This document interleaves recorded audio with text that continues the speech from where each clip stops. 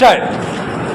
The President has said that in the last 40 years we have progressed along this path illuminated by Mahatma Gandhi and Jawaharlal Nehru. We shall adhere to it, come what may, with the determination and courage instilled in us by Indira Gandhi. In my opinion, this is the time for all of us, whether belonging to that side or this side, irrespective of party affiliations, to rededicate ourselves to these basic fundamentals of our Constitution. If we do that, we will be a united India. Not only will we command respect in the Committee of Nations, but the foundations will be such that nobody on the earth will be able to do any harm to us. I have one thing to say, that our country is a continent, and in this continent we have faced this year one of the severest droughts in 100 years. It is the prudent policy of having accumulated buffer stocks that, in spite of setbacks that we have experienced, there has not been any starvation death. This is a tribute to the ingenuity of our policy of having created the buffer stocks. To my mind, there are one or two grey areas.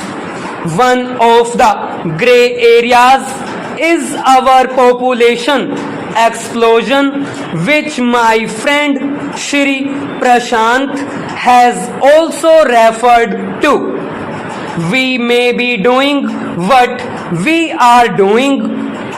For instance, 20 million acceptors of contraceptives and other things we have produced, but we have not evolved a national consensus on this issue. I spoke about the matter in different forms when the Prime Minister was also there. I told him that a national consensus on family welfare program must be evolved. I also told him that you have been calling meetings of the opposition parties quite often on different issues, but to my mind, the most important issue for which an all India meetings should be convened is to evolve a national policy on population.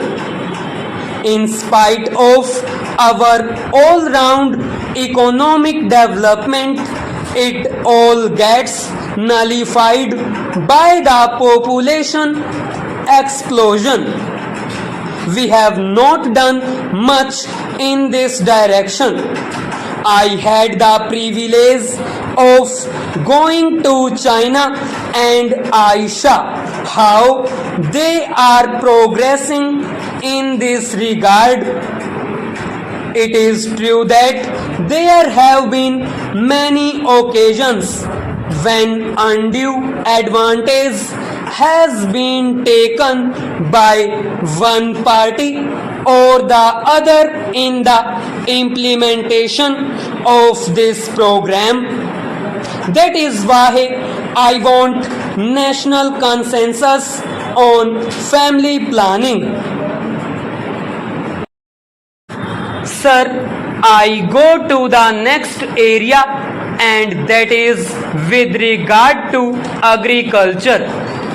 The agriculture minister has stated in a conference the other day that in spite of drought, he has fixed a target of 175 million tons of food grains for the current year. That is a good idea, but the important thing to which the president has referred is the need of increase in the production of oil seeds, and to this I add pulses. I want the government to give special attention to the production of these things, because edible oils and pulses are the common man's need in India, and we are having shortage of pulses and edible oils, and we are importing these in a very large quantity. So the thrust of our program, as we have done in the case of Green Revolution, is that we should concentrate on the production of pulses and edible oils, and then assure our own people that within a period of 2 years we will attain self-sufficiency in edible oils and pulses. The next point is with regard to public sector. There is no doubt that the public sector occupies a commanding height, and it has occupied commanding heights in our mixed economy. But the problem of accountability of public sector has not been done to the desired extent. I submit, sir, that for this purpose the program implementation ministry is helping the public sector undertakings with regard to any difficulties that they face in that ministry on or before 5th of every month. They get a report from the particular undertaking with regard to the difficulties that they face in manufacturing or marketing or finance or any other thing, and the program implementation ministry sees to it that these difficulties are removed. But a new thinking has come to the heads of these public sector undertakings, that is, by sending the report on the 5th of every month, they pass on the buck to the program implementation ministry, and they forget about what they have written, full stop. This attitude has to be changed, full stop.